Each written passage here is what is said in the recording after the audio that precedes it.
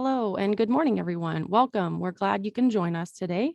My name is Laura Jones, and I'm the Northwest Regional Coordinator for the Indiana State Library's Professional Development Office. I'll be the host and question moderator for today's webinar, Indiana 211 and Libraries, presented by Lizzy McGrevy and Seth Pennington. First, allow me to introduce our speakers.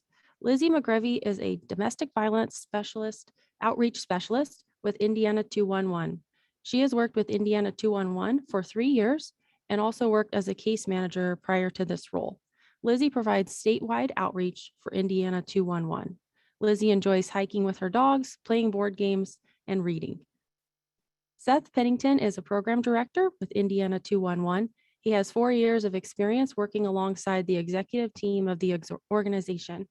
Seth specializes in program quality, logistics, as well as personnel. He's also responsible for oversight regarding all systems and projects within Indiana 211. Seth obtained his BA from Indiana University and MBA from Indiana Wesleyan. Seth is inspired daily by his wife, Ashley, and their son, Jack. In his free time, Seth enjoys coaching high school basketball and playing with his dog, Frank. Lizzy and Seth, we're thrilled to have you here today. I do have a couple quick announcements before we begin. To register for our other webinars or trainings available from the Professional Development Office, please see the Indiana State Library's events calendar, which can be found on our website at www.in.gov/library. For a full list of our current in-person training menu, please see the Continuing Education website. This session is about an hour, so you'll receive 1 LEU for this presentation. I'll be sending a follow-up email to live participants within the next day or so with your LEU certificate and the recording. If you're watching an archived recording, instructions on how to obtain your LEU are in the video's description on YouTube, or you can find those instructions on the Indiana State Library's Continuing Education website under LEU policies. Okay, without any further ado, I will now turn the presentation over to Lizzy and Seth. Good morning, and thank you so much for having us. I am going to cross my fingers and hope that technology is on my side today and share the PowerPoint. Okay. If you could let me know when and if you can see that screen. Thank you. All right. So I am Lizzy McGrevy. I use she, her pronouns, and I am the Domestic Violence Outreach Specialist with Indiana 211. You can see my contact information here, and you'll see that throughout the presentation. I'm also happy to put that in chat. Please don't hesitate to reach out with any questions that you have. We are really excited to be here today. We know that libraries see every demographic within their community, and that people and the people who work at libraries and volunteer at libraries are turning into our community's new case managers, because we know that, again, you see basically every demographic in your community. So we want to make sure that you're equipped with the most up-to-date information that our database has to offer, as well as some of the new updates with Indiana 211 since we have moved into FSSA. And Seth, if you would like to introduce yourself. Yeah, I'm Seth Pennington, Program Director, excuse me, with Indiana 211. I've been with the organization for about a little over 4 years now in total. A lot of what my job is helping oversee all of our partnerships and our programs that are going on. You'll kind of find out here in a little bit. 211 does a little bit more than typically meets the eye. We have a lot going on in the background and things that we're partnered with and the programs that we offer that folks oftentimes aren't fully aware of. So my job is to oversee that, make sure that we're putting that best possible quality out there, making sure that we're growing those programs and being able to offer the best support to folks across our state that we can. Thanks, Seth. Okay, maybe this will work. Here we go. So what is Indiana 211? We are a free 24/7 statewide confidential health and human services line. So anyone throughout the state can call us 24/7 looking for services in their area for themselves, friends, neighbors, clients, patrons, or anyone like that. And just as a quick background of 211 and the history, so federally in 2000, actually, legislation's put forth to create 211s across the country. In 2001 here in Indiana, our nonprofit partnership at that time was created, began kind of the infrastructure build for what would eventually become Indiana 211. 2003, the first call was taken. In the past, what 211 kind of the way we operated from an infrastructure standpoint, at one time we had regional call centers all spread out throughout the state. One in central Indiana, Bartholomew County, all the way up into the northern half of the state, just kind of spread throughout. Over time, as we began to kind of build 211 and continue to grow and continue to offer the best service possible, kind of took all of those call centers, combined into one centralized call center underneath of the 211 brand, so no longer contracted out with those. The one thing I really like to add with that said, a lot of people, when we went from multiple call centers contracted out throughout the state to one centralized call center, there's a lot of confusion, even some misinformation put out there that, that if you're, say you're in central Indiana and that contracted center was no longer taking our 211 calls and we were now taking our own 211 calls, there was a little bit of confusion with folks that all of a sudden that service was no longer available to you. I want to be as clear as I can with that. 211 is and has always been statewide, readily available to folks. So even though that regional call center may have been in your county or in your region, that is not a barrier to you at all to contact 211. We are still readily available, still access statewide 24/7, 365, as Lizzy said. The next thing I'd like to point out is in 2019 alone, 211 received over 350,000 calls and made over more than 700,000 referrals to those in need. So the thing to point out with that, so obviously there's a large need and we continue to take those calls on more and more each year typically. And what we see in that is out of those calls, you'll see the referral number obviously being higher. And with that, typically when folks call, I'm sure is no surprise to you folks, they have more than one need. They have more than one thing that we've identified through our social determinants of health questions and just in conversation with folks that we figured out that there's more than just one thing. If you called for housing today, maybe housing wasn't your only need. How did you get to this point? What can we do to kind of be more than just a stopgap in their lives? So when you see those numbers, I just like to let folks know that's kind of a more real representation of what calls look like. And then obviously in 2021, Indiana 211 now become a sub-agency underneath FSSA here in Indiana. And the last thing I always like to mention to folks, just as a 211, is even as we get into this, I always like to say that we are really one call, many solutions. And what I mean is, again, that someone can call for the simplest thing, or just thinking that I just want the phone number to a food bank.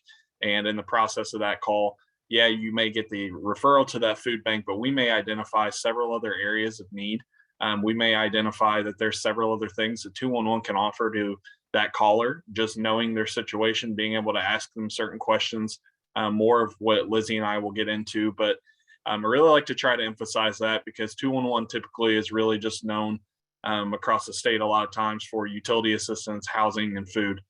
You'll find out as we go that we do so much more, and there's a lot to offer to folks. So again, that one call can really lead to a lot of solutions for folks. Thank you, Seth. I always think it's interesting to learn the history, because we have a robust history here at Indiana 211. And something that makes us unique is that we are one of the only statewide 211s, because it is a national project. And so that's something that we're really proud of. And so, as always, there are 3 easy ways to access Indiana 211 24/7 by calling us Monday through Friday, 8 to 5 Eastern time, by text, and anytime online through our free online resource database. To call us, you can simply dial 211.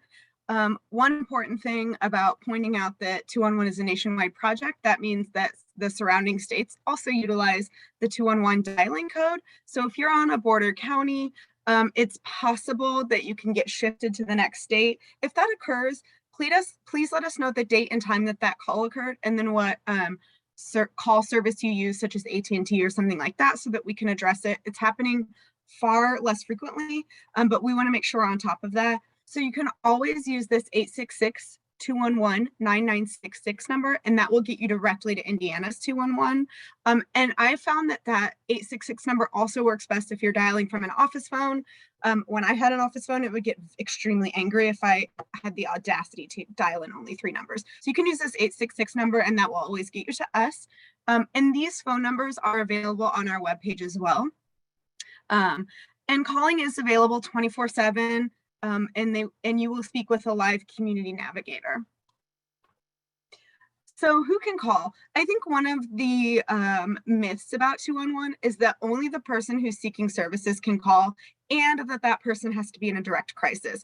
And while that can be true, that it's the person in a crisis who's seeking services that can call us here at 211, it can also be true that someone who works at a library, we get a lot of school nurses that call. Anything like that. We get calls from concerned family members, friends, and neighbors. Maybe you see someone at a gas station and they don't have a phone, and you let them borrow your phone and call 211. It doesn't just have to be that person who's seeking services.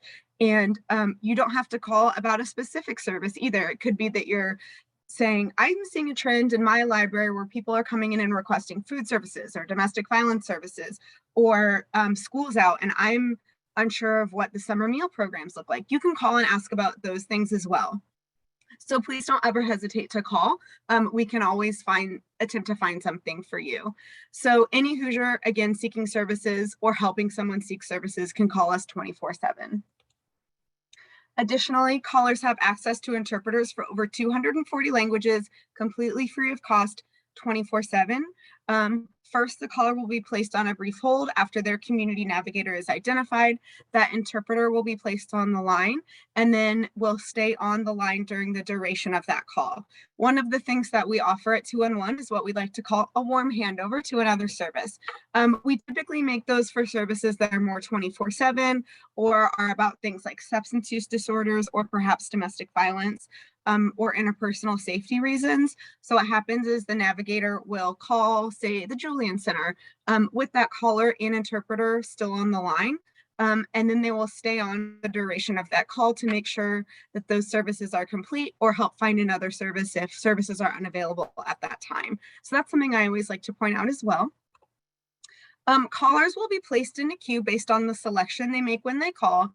There are several queues, and those do change based upon season, need, global pandemics, things of that nature. One thing about 211 is that we have learned the hard way, like anyone else, to be adaptable and flexible. And so after you select your queue, you will be placed in hold if that's what's needed to happen, and then you'll be placed with a live community navigator. If you're placed in a queue such as our utility assistance queue, and then you have additional questions, they can always redirect you to the general 211 line. So please don't be afraid if you've selected the wrong one or if they don't have all the information you need. We can always point you to the right person. So after you're placed in line with the community navigator, they will ask you a series of questions. The one question you do have to answer is the zip code where you're looking for services. And that's because the way our system is set up, they look for services in a geographic area. The zip code can be where you live, it can be where you're hoping to move, it can be where your library is located. And then we can also always look up multiple zip codes. If you don't know your zip code, you can give us an address or like if there's a hospital near you or university or something like that, and we can look it up based on that. You might also be asked some demographic and social determinants of health questions. Those give us a better understanding of what's happening behind the scenes and might allow us to make additional referrals, like Seth was saying, to get a more holistic picture of what's happening in the home. Those demographic questions are things you might expect, like race, ethnicity, gender identity, but there are also things like veteran status of anyone in the home, because as we know, there might be services that are only for veterans that we might be able to link those folks to. And the social determinants of health, or SDOH questions, are really important because they can help us identify maybe someone is calling about food and we find out it's because they've been laid off, it was seasonal employment, maybe they unfortunately had COVID-19 and were out of work for 5 to 10 days and we're not receiving that paycheck. And maybe it was a one-off situation where someone else was staying in their home, but maybe they haven't applied for SNAP benefits, and that's something that we can help with. Or maybe they're in shelter or they've fled a situation and they're no longer in a place where they have stable food and income and housing. So it's important for us to try to identify those needs to prevent this from happening in the future so that we can make holistic referrals for that community. So these questions ask about things like employment. What level of employment do you receive? Are you looking for employment? Or are you perhaps on disability or unemployment? Income, health insurance. We can help connect people with insurance navigators if they're un or underinsured. Education, housing, utility needs, food insecurity, transportation, and interpersonal safety. That interpersonal safety is where we ask those questions about, are you safe in your home? Are people speaking down to you or hurting you or threatening you with harm, things of that nature.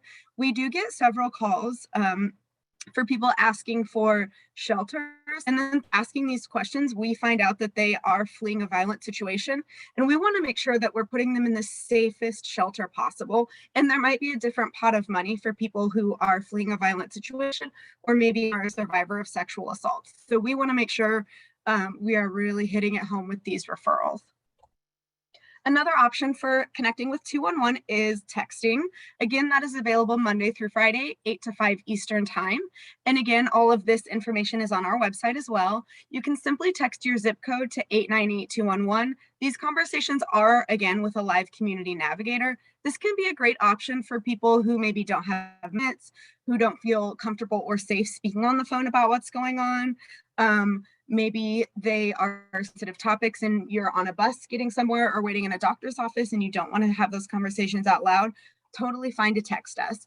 Something else I should mention about the call is when you're calling and referrals are made to you, you have the option of having those referrals texted to you or emailed to you.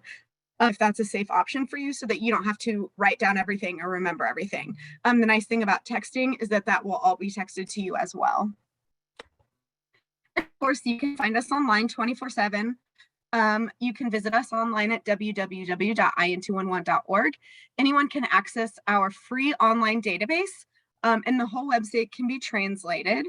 And it can be a beneficial way to look for resources and then get familiar with the resources that are available in your area. So we'll go through our database here shortly, but it's a great way to take a look at what's available in your area and the surrounding areas, and especially those seasonal referrals. And the nice thing about our new database is that you can email yourself and others the resources that you found in our database. So as you know, our main job is connecting Hoosiers with the resources they need. So with the exception of our Lyft service, which we'll talk about here soon, we don't provide any of those services ourselves. We like to think of ourselves as the bridge between the person who needs services and those services that are already existing within their community. You can see here a list of services that we have in our database. These are typically our top requested services every year. I'm sure it's not surprising to anybody that since approximately March of 2020, housing and shelter has been our #1 requested need throughout the state of Indiana. But we also have things like substance use treatment and support groups. We have therapy, mental health. We've got domestic violence and sexual assault services. We try really to have anything that exists in those communities in our database. We also have specialized partnerships, which we'll get into. One of those is the domestic violence services. So again, these are not services that we provide directly, but what's specialized about this service is that when people think of Indiana 211, they don't typically think of domestic violence and sexual assault, human trafficking services. So they created the position of domestic violence outreach specialist. And so I try to go around to all of the communities. I do cover all 92 counties and meet with domestic violence services and get a feel for what's going on in those communities and what needs are being addressed and what needs are not being addressed. And one important safety tip that I like to point out about 211 is that if someone is living with their abuser or their phone is being tracked or monitored who they call and text, calling 211 can be a bit more inconspicuous than calling the Julian Center or YWCA, because you can say, I called 211 to apply for SNAP benefits or to ask about health insurance or to see about childcare. It doesn't always have to be about domestic violence. Then lovely community navigator to do a warm handover to the YWCA or Julian Center and get them connected without ever having that phone number to that agency in their phone directly, because we do know that that can be a threat for these survivors. So that's one way that they can get in contact indirectly with those services. And also we like people to know that these are in our database just in case they need them and want to explore those options. So we have what we like to call our primary DV services, which are outpatient advocacy, therapy, legal assistance, those specific DV shelters and transitional housing, animal care for people who are fleeing a violent situation, and then specific therapy for DV and secondary victims. And then we also have what are called batterer intervention programs.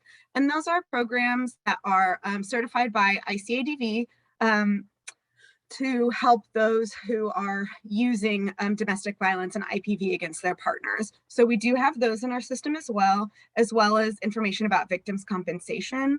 And then we also train our navigators on what I like to call our secondary or DV related services. And those are services that we know see people affected by DV, but are not specific DV services. So things like healthcare, which could be physical or mental health care, legal assistance, different types of therapy, childcare, employment and education, and then also retrieving documents like birth certificates for yourself or your dependents, social security cards, things of that nature. And again, it is not just crisis calls that we take. We get calls from people who have maybe been in shelter and safe for 30 days, and they're at a point now where they want to start thinking about where do they want to look to live next? Are they looking for full-time employment? What is childcare situation? And really start planning ahead. And so we can be utilized for that as well.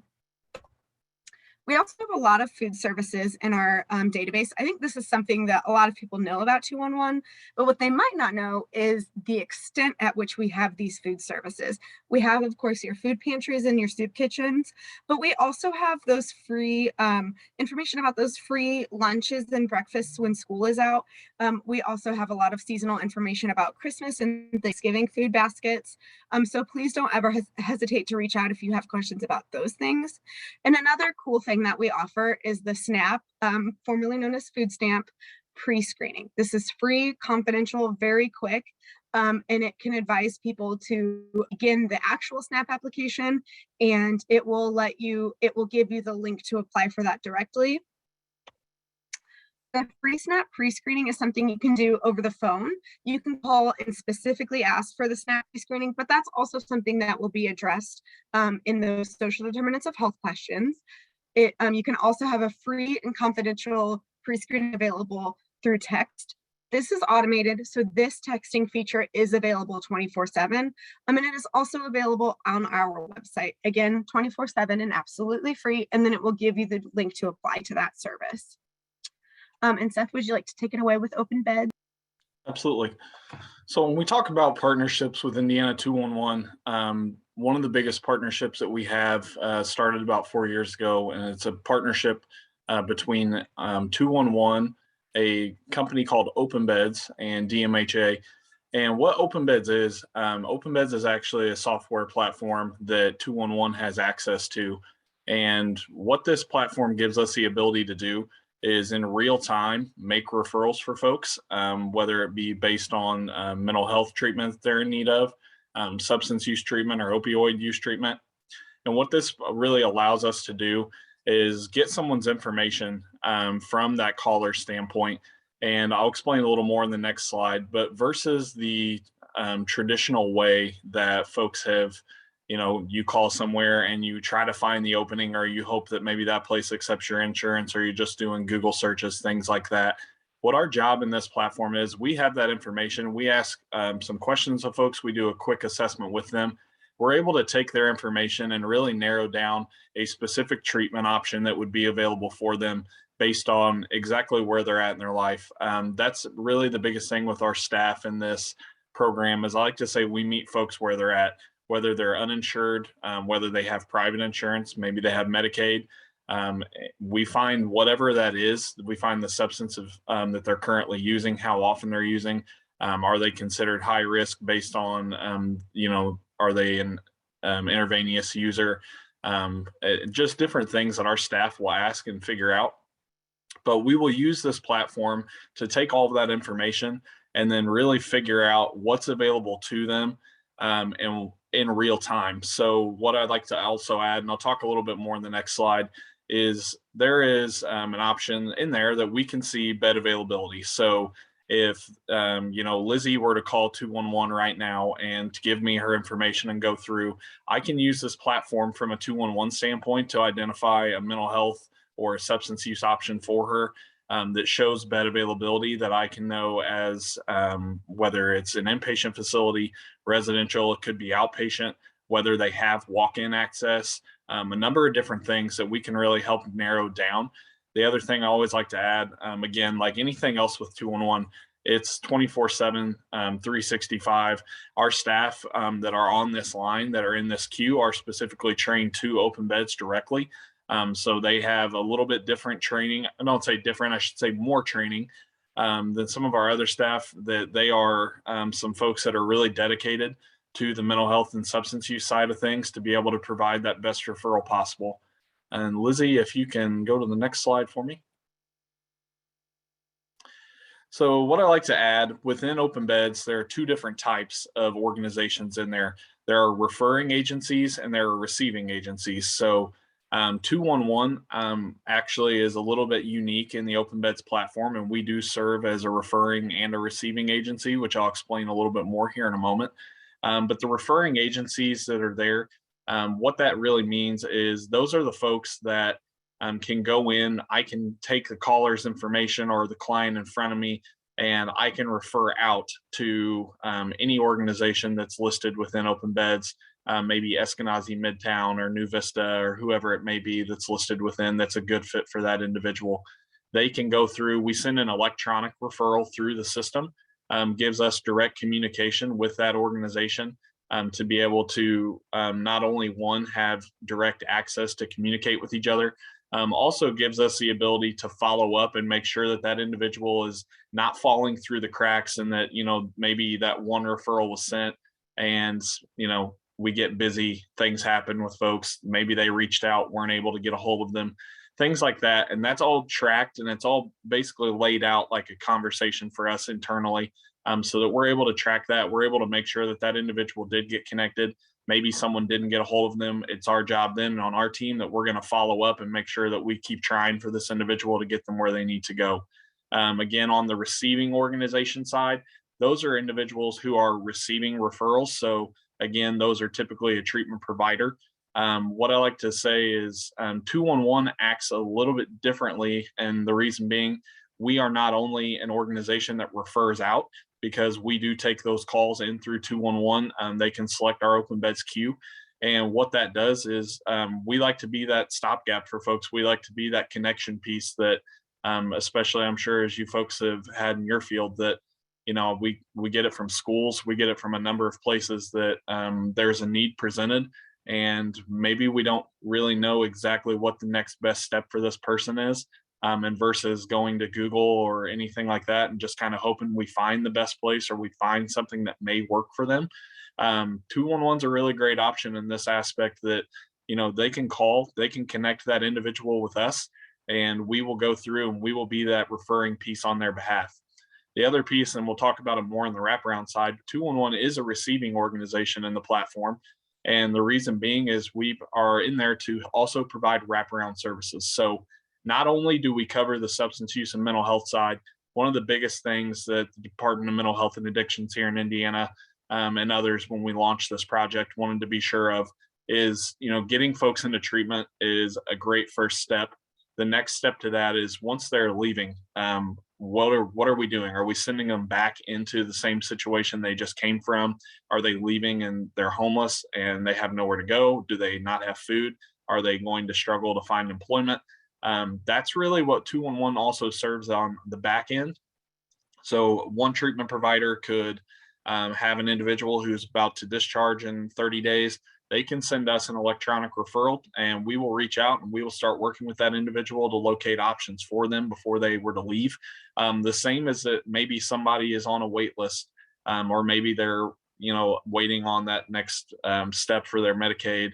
or whatever it may be to come through from an insurance standpoint, we'll reach out and try to provide resources and referrals to that individual to also assist with that. As I mentioned a little bit earlier, the platform does give us real-time bed availability. So the goal with that is when we're getting folks that are calling us, we know what's available in real time. Again, try to eliminate that traditional method of calling around, trying to figure out what's available to someone. Obviously, again, when you're on the side that you folks are on and what typically our staff would have been on years ago, we're providing a referral of somewhere that we know will treat you, but we don't really know what the opening is, or we don't really know the exact insurance type or the qualifications that you may need to be there. So that's where this is a really unique situation for us. And it really provides us the opportunity to connect folks to treatment, but also connect them to services to set them up for success on the back end of that. So the other thing that I just like to always tell folks is this is really just a modernized access to treatment on our from our end to be able to provide that service. We really like to make sure that, again, we're trying to connect them in real time to what's available to them, because we do know that if folks continuously call and they're trying to get into treatment, when you've been told no, no, no over and over and over, eventually that's a kind of kills the mojo that you're trying to get in and you're trying to work. You feel like you're trying to help yourself and others maybe aren't trying to help you as much. So we like to really be that stopgap that we know once you contact us that we will find you something. We will at least find you an option through OpenBeds, even if we maybe can't locate something through there. We have our own database with 211 with thousands of options that we can go through and try to allocate resources to that individual. So Lizzy, if you can go to the next slide for me. So with OpenBeds, one of the quick things that we kind of learned pretty quick is, getting folks to treatment is one thing, being able to connect them. The next step was actually getting them to treatment from a transportation standpoint. Obviously, being in a rural state, knowing that some treatment options, I, for example, am in southeastern Indiana, and from where I live here in Madison, Indiana, the next closest option really for treatment would be somebody to go to Jeffersonville or towards that Louisville direction in Kentucky. So we looked at that and we kind of thought, what is something that we can do from this standpoint, that we have this really great platform, we have a way to connect people. What is something that we can do to take that and actually get them to treatment? So with that, we partner with DMHA, which is the Department of Mental Health and Addictions here in Indiana. We partner with those folks. We also partnered again with the Lyft ride sharing platform. So if you're unfamiliar with Lyft or maybe haven't used a Lyft or Uber, also being a similar platform, allows us to go in, request a ride on somebody's behalf of no cost to them. What our program is designed to do is when we get folks that are going to a certified recovery program or substance use treatment, we are able to take that individual. They can dial 211. We can talk through them. We do have some eligibility assessments and things that we do just to verify that they're actually going to a treatment facility and that they're going to, that's actually a viable option for them. Things like that. We make sure that that person is going somewhere that they should be going. And then from that point, our staff actually has what is called a concierge platform through Lyft. It works just like you would request a ride on your phone. We request a ride on that individual's behalf. What I always like to add, that information to that driver is completely confidential. The only thing that that driver knows is the individual's first name, and they know where their pickup is and they know where their drop off is. That's really about it. There's no information that says this person is going to mental health treatment or substance use treatment. It's pretty limited, and it looks exactly as it would for the sake that if you were getting a ride just to go down the street or getting a ride from work to go home using the Lyft platform. Ours is virtually the same. Our staff do have some stopgaps in place to make sure that the safety of that individual is always our top priority. Our platform does allow us to track where that car is at all times, allows us to obviously provide the driver's name, provide the license plate name and numbers, things like that. So there's a lot of steps that we do have in place, even in the background, it's specific training to make sure that when we are providing these rides to folks, that their safety is number one priority at all times, and that we make sure that they're actually getting where they need to go. But again, folks can call in to 211. And really it's as easy as that for the most part. We do have, again, that quick eligibility assessment that we want to make sure that we know where they're going. We make sure that we know the type of treatment that they're going to, and making sure that they're actually been accepted into that, so that we can make sure that from a financial standpoint that we're using those funds to make sure that we're kind of using the funds accordingly to spread it out amongst the state. One of the other things I really like to let folks know is this is available statewide. It's not just in a certain area of the state. It's not just a certain region. Anybody from any part of the state can call. So when we looked at transportation options from the state of Indiana standpoint, Lyft for the most part has pretty close to statewide coverage. What we do find at times, just being completely transparent, is some areas obviously have more drivers than others. If one area, for my area specifically, maybe only a handful of drivers at times, and if those individuals are not readily available, then it may cause a little bit of a gap there at times. But for the most part, we do have pretty good success across the state in connecting people where they need to go. So that's really something I like to point out, is that even if you're in a rural area like I am, you may think, yeah, there's no way. You might be surprised. And we do have lists of zip codes and things that we can help identify where folks have come from, what the wait time to get a ride may look like, things of that nature. So the other thing that I like to add to folks, so one of our eligibility standards is obviously if someone has non-emergency medical transportation already available to them through their insurance provider, we will always refer back to that. So if someone has Medicaid and has access to Southeast Transit, we will refer them back to Southeast Transit, given that it's within regular business hours and they have access to that. The reason being is, again, we do operate on a monthly budget, and we like to make sure that we can spread those funds out as best we can. So being able to offer our program to folks that, our Lyft program, I like to say, is really meant to be a last resort for folks. It's not meant to be the first option. The first option is obviously what's readily available to them if they have the ability to carpool, things like that. This program was designed to make sure that if we have somebody who is ready to go to inpatient treatment at that very moment, and we've identified that opening for them, can we get them there? And with this program, it gives us the ability to do that. So Lizzy, if you can go to the next slide for me. So one of our other programs through Indiana 211, you may have heard of it. There's been a lot of commercials and things over the past year kind of going out, is the Be Well Indiana helpline. What this line was really set up to do, so as we start getting into a pandemic, and obviously we know that's impacting people from a mental health standpoint, we have what are called crisis counselors on this line. They're trained to take those calls. Really what this was set up for is, folks that are experiencing loss, any kind of trauma, maybe you're just feeling completely overwhelmed. We look at situations where a lot of times through the pandemic, folks are losing jobs and maybe they're the sole income for their family, and they're just overwhelmed. Maybe that's unfortunately led to some suicidal or depression, and they're kind of having those thoughts. Be Well Indiana is set up to take that individual at that time, talk them through that, talk through resources for them, talk through exercises to de-escalate their situation and the way that they're feeling, or to help improve that. These folks are available 24/7, 365. They are also, again, they are a free and confidential service. They are not going to go outside of parameters other than what they would if someone else's life is at risk, or if it may require a wellness check given a situation.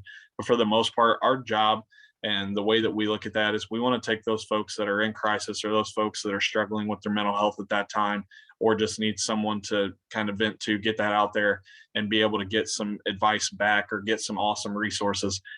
That's what this team is there for. This is what their job is. And a lot of times they want to meet people where they're at. They want to try to help de-escalate the situation and have folks leave where they feel like that was a productive conversation for them, that they feel better about what their next step in their life may be. They feel a little bit better with maybe dealing with that loss that they've experienced. Obviously, this is something that during COVID, we experienced a lot of trauma. We experienced a lot of loss, a lot of stress, depression, worry, as we transition and hopefully start moving into a little bit more of normalcy and things. We do still obviously see a lot of things going on in our world. This line is always going to be available to folks regardless of maybe what their need is or what the situation is. I can say that from helping manage this line, that obviously we see situation in Ukraine currently. We have folks in our own local communities that watch the news and see that, and it overwhelms them. It gives them anxiety and it gives them grief, and they need someone to reach out to. Our line is there to help folks talk through those situations, talk through that feeling they have. So this is a really awesome resource for folks that you can refer out to. Again, they deal with everything from just offering those basic resources to folks in their situation when they're feeling overwhelmed, all the way to a complete crisis situation that somebody is maybe at that life-changing point where they're debating with suicide. Our folks are going to identify whether what's the risk here, what's the need, what is the viability that they have the means to do this, things of that nature. So our staff is really, really great from that aspect of being able to be that stopgap for what we in our fields and on the backside of things may not be completely trained or feel completely comfortable to deal with. They are a great stopgap to be able to send that back to be able to be that connection piece to get them where they need to go and provide further resources. And Lizzy, if you can go to the next slide for me. So the last one that I really want to mention from partnership standpoint is when you call into 211 and you're calling for those mental health or substance use support services, sometimes folks just need somebody to talk to who's lived it and somebody who's been in their shoes. And it's a little bit different than maybe talking to somebody on the phone that maybe hasn't been in that situation. And maybe you feel that they don't really connect because how can you possibly understand where I'm at because you've never been there? We have a peer recovery support service available through 211 that folks can call. And that line is staffed with individuals that are living in recovery themselves. So when folks are calling regarding substance use, mental health, maybe they're just having a bad day. Maybe they feel that they're in a really tough spot. Maybe, financially they are overwhelmed. Maybe it's just that, I'm feeling that urge and I don't know how to overcome it at this point and I need somebody to talk to. This is a really great line for those folks. They can reach out to 211, get connected to a peer recovery support specialist. That person's going to talk them through being in that situation, knowing what they're feeling. This is a really great line for that standpoint, that these are people that have been in their shoes, that have maybe been at their lowest of low and are, they are now in a point of recovery, and their sole purpose is they want to step up and they want to help and they want to connect to folks that are in that situation that they were, and they want to try to get them to the path of recovery or keep them in that path of recovery that they're currently living in. So what this line does, again, it's folks with lived experience that are going to have the ability to, one, maybe sometimes it's just to listen. Then they're going to maybe offer that advice, and they do have the ability to also provide referrals. So maybe that individual is just in need of some outpatient treatment and things like that. We have a multitude of ways to connect them, and maybe it's just that they maybe need outpatient counseling, again, just to talk to somebody and say, hey, here's what I'm experiencing. Here's, maybe the risk that I'm feeling to be outside of recovery again. So this is, again, like most other things through 211, the common theme. It's available 24/7, 365. It's constantly staffed and readily available to folks. Next slide.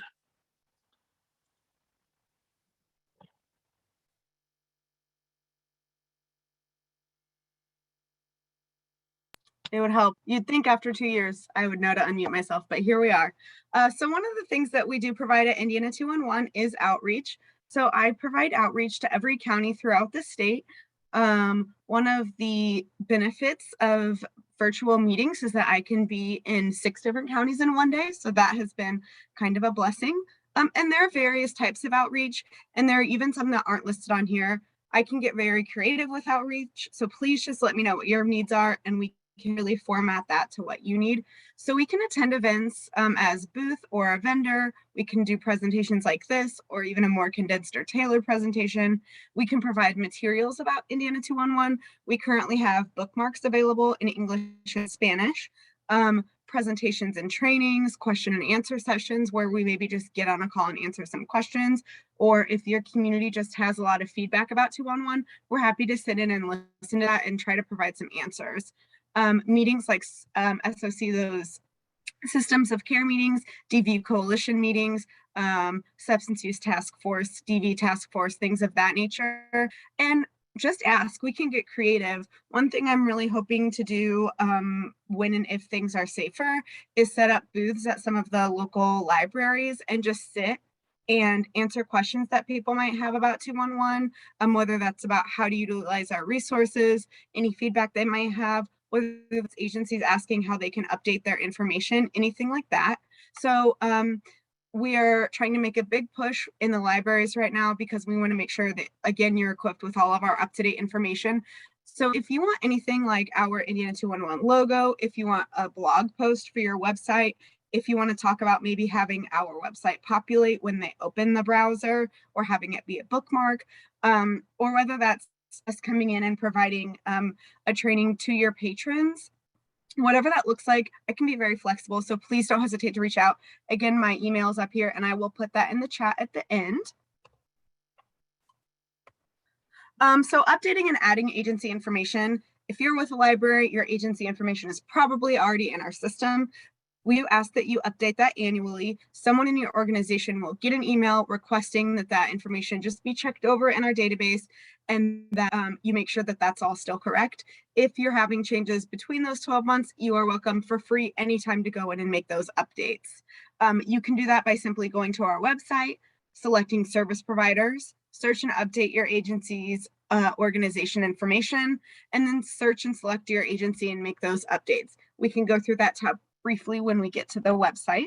And if you ever have questions about this, you can email anyone at 211, including me, and I will point you in the right direction. And then here's our contact information. I am very briefly going to stop sharing my screen, pull up our website, and then put that on the screen, and then we will have time for questions. Okay, here we go. Perfect.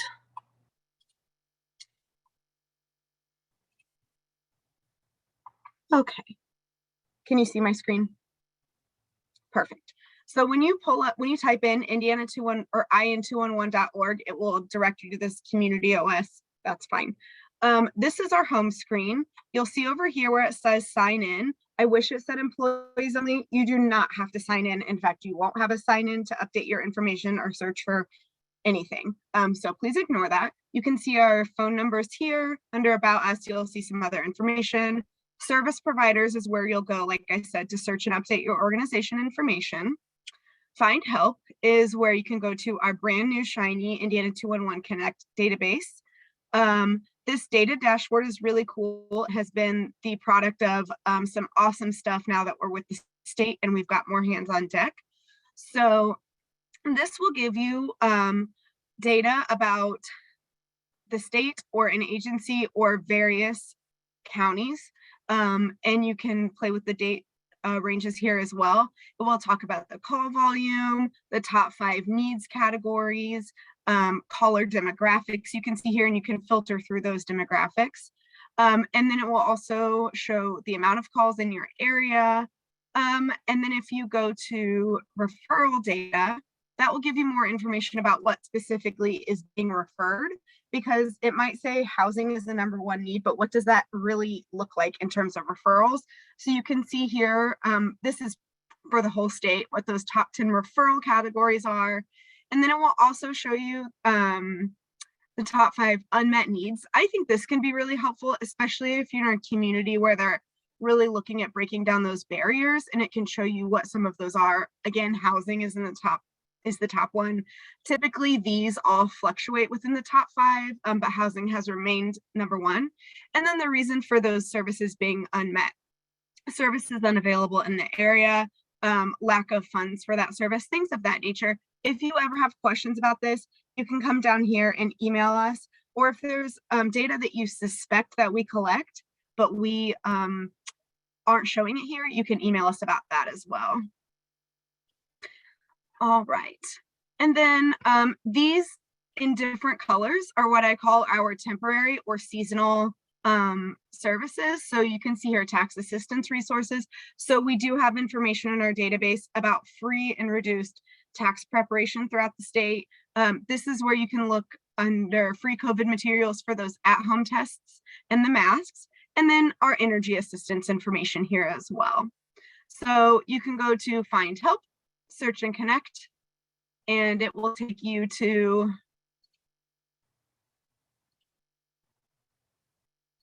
if you can't find your library on our website, you might not be in there, and that's something that I can connect you with, is putting that in there. And then we can also find other ways to search for it. Sometimes it's very, you can look up by address and zip code within our like inter system that our employees log into.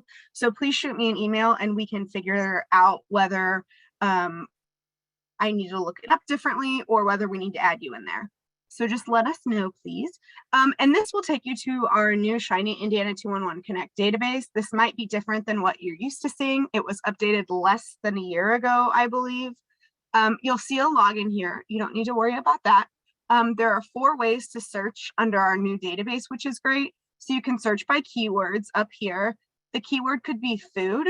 The keyword could be library. The keyword could be domestic violence. It could be a specific agency that you're looking for.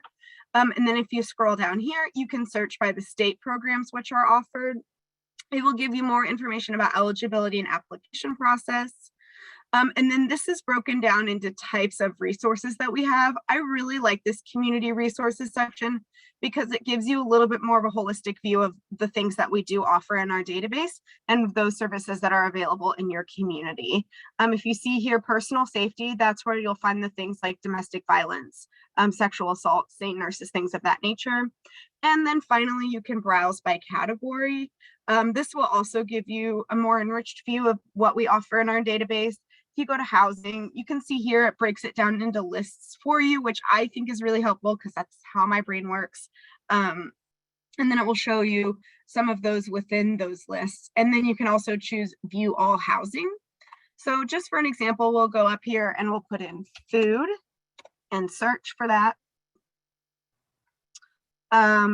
It will then ask you, it should ask you what area you're looking for. Because I signed in and did this yesterday, it auto populates me back to that area over here in address. But we're gonna look in Linton, Indiana. So you can look by zip code, town or city name, county, whatever works best for you. And what's important to remember is that the way this list is going to populate is by what is closest geographically to what you put in this address box. So occasionally it will bring up something and you're like, that's not exactly what I was asking for.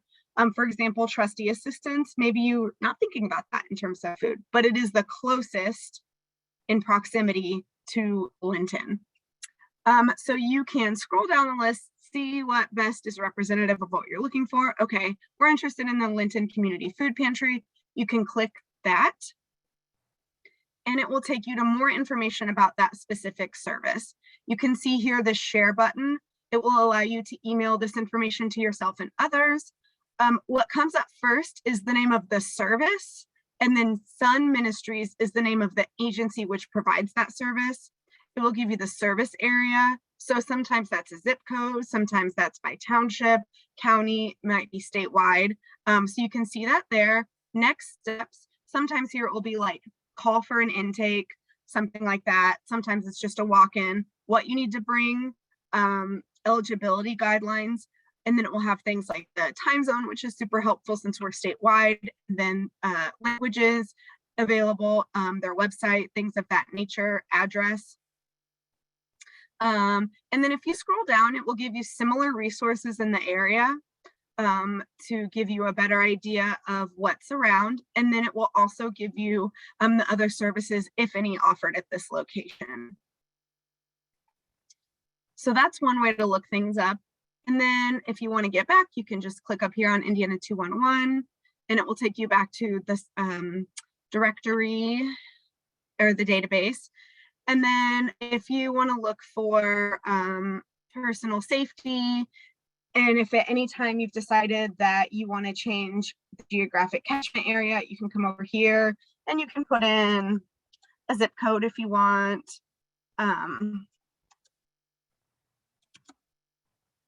And it will allow you to search through there. And then it will give you the resources by type in here. So you can sort of look for more specifically temporary home for your pets, parents experiencing stress, trafficking, anything like that. So it will give you more information about those types of services within more specific search terms. And then it will populate those based on your location. I know that was a super fast rundown, but I do want to leave time for questions. So I am gonna open it up for questions, stop sharing my screen, but I can share it again if that would be helpful. Okay, I'm gonna go back and get the questions from the beginning. Some of them were answered in the chat by Seth, so thank you for that. But I want to go back and grab them all so I don't forget any. So let's go back here. I did notice one, and we do not have navigators that can chat with you through our website, but that's a great question. So thank you for asking that. Okay, perfect. Let's see. The first one was, now that you're part of FSSA, how does that impact people who may not want to interact with a government agency? Yeah, so I think, obviously that was something that that our team even talked about. Is we know as you become a part of government that sometimes that can change perspective of folks. What I really think that we try to stress to our callers is not only I think our staff really does a good job of trying to build that rapport and build trust with folks. I think the other thing that we try to emphasize is we are, a confidential service. We always have been from the start. That's something that has never changed in our guidelines and the way that, if somebody were to call 211 and then we've actually run into these situations at times, but if law enforcement or someone were to reach out and say, what referral did you give this person because, they have a warrant, we're trying to find them, whatever it may be, there are legal steps that entities have to go through in order to actually obtain information when somebody has contacted 211. So a lot of this information we really try to put in the hands of the individual, our team put in the hands of that individual to know that when they contact 211 that your information is safe, you're with a trusted person and it's confidential. At the end of the day, we're not going to take that information and share it with anybody. The only thing that we really use that would even go anywhere is just some of the data we collect that's very basic, non-identifying information of somebody. If someone just ultimately says, I don't want to work with anybody within government, we obviously would have to respect that. But the other thing that I would really mention, just collectively too, that conversations we have with folks is being a part of FSSA has actually been a great thing for our organization. And I think it's great for the service as a whole.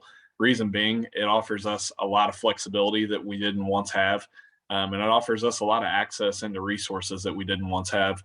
The 211 Connect platform that you just saw, as we were a nonprofit, that was not anything close to what that looks like now. The data dashboards and things that you see are nothing that we had as a nonprofit. It's now things that we have the access to be able to do, the flexibility to do, being a part of state government and having those resources. So it's obviously, we know that there can be that big trust piece that we try to build with folks, but I always also just try to collectively put out there to folks, if you're having a conversation with somebody who's maybe, a little skeptical about that, I always think it's important to try to emphasize not only the trust piece, but also that us being a part of state government really allows us to assist that caller to an even greater level than we once did. So I hope that answers that for you.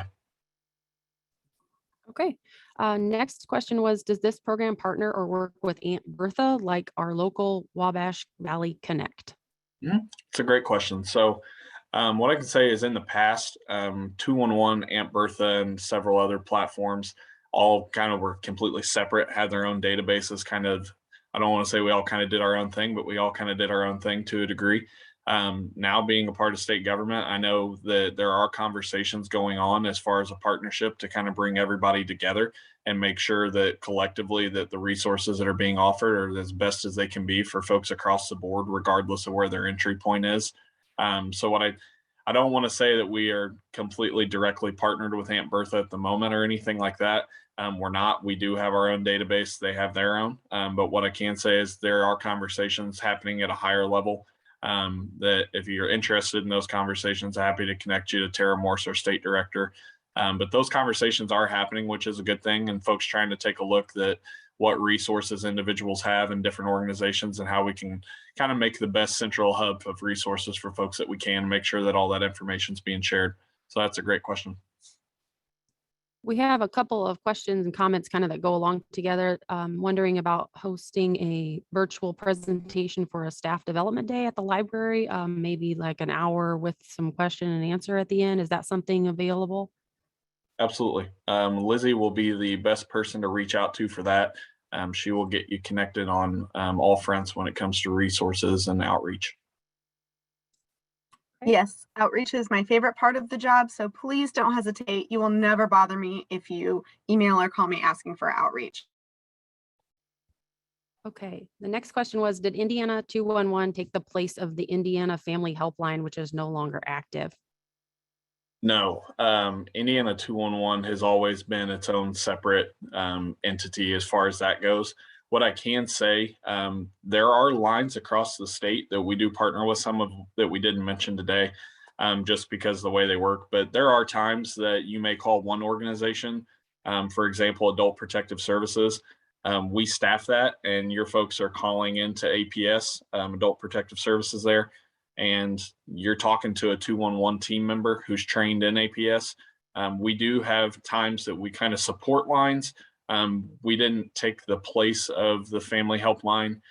We were already our own standalone line. Even when they became inactive, we are just still 211.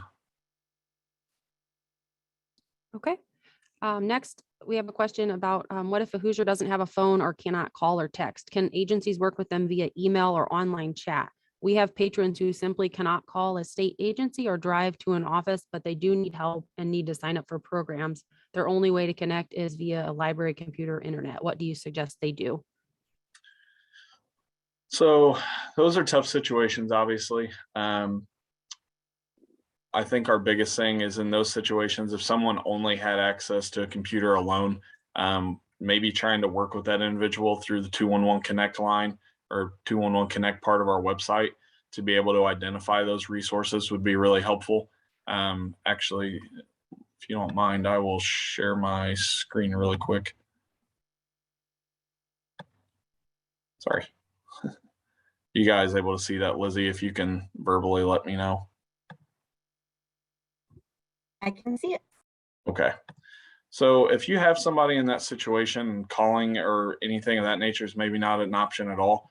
This Get Started button here, when you go into this Connect page, is a really great resource. Reason being, once I hit this is going to help somebody know where to start. It's going to give them this little assessment here, and it's going to identify what your highest need is, what's available to you. Obviously, some of those are maybe going to have to require them to call. At that point, what I always suggest is trying to work with that individual from any phone that we can identify for them to get connected to that organization. When it comes to email, there are times that you can email with certain organizations. And again, that does just maybe create a delay and kind of a wait. Lizzy, is there any insight that you would offer from your end? This is where I think I'm trying to say this delicately. I know that everyone in the world is overwhelmed with work right now because we just have a myriad of difficulties we've never experienced in our lives before.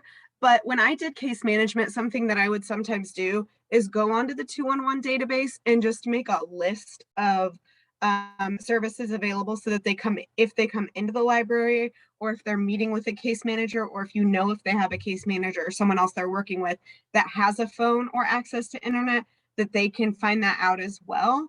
But it can be really difficult, especially during the pandemic when everything was closed and the libraries were literally the only point of contact for a lot of folks in Indiana for internet, for phones, for faxing, anything like that.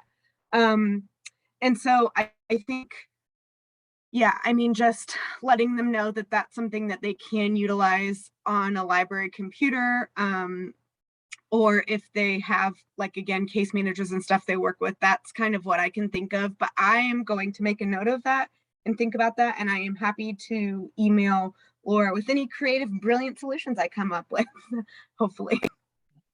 The only thing I would add too is, we are in the process of exploring a lot more options to get folks connected through website, through different things. So hopefully in the future, some of that will build out as we continue to grow. Just really, really quick here. I saw somebody in the chat when they had mentioned that they searched and weren't able to locate mental health or substance use. So the one thing I will say when you do this is at times, if you try to get really, really specific, it can kind of, I don't want to say hinder, but it kind of can hinder what you're looking for. So if you go through and I say, if I just type substance use and I think the ad or the zip code, yeah, I think I had the right zip code. So when I do that, if I just type substance use, then now I can see that there's several different options there that are coming up. It really, I know it sounds odd, but sometimes to make it a broader search for yourself can be a little bit easier because now I can see that there's a lot going on here in this region, the same as if I go back and I type in mental health. Yeah, so you can see there's a lot of different options coming up. I know sometimes, you know, maybe like gambling, counseling, and treatment may not be the exact thing, but this organization would then be somebody I could look into, click on that, and I could find more information. So that is hopefully a little bit, put you at ease a little bit that there is some information there for you. So I always like to just go through there and kind of explain that, because sometimes if you do try to get really, really specific, it may not pull anything back. And the reason being is if I type substance abuse and mental health services, then it maybe doesn't pull up those keywords like substance abuse and or mental health, and maybe it just limits that and it's trying to find exactly what you want, versus if you just type substance use or just type mental health, or just type food pantry or food or housing, things like that. So hopefully that helps. And I did just want to show you that really quick, that hopefully, and now you'll be happy and no more sad faces because you can find it. Okay, thank you, Seth, and thank you, Lizzy. I'm going to go ahead and stop the recording.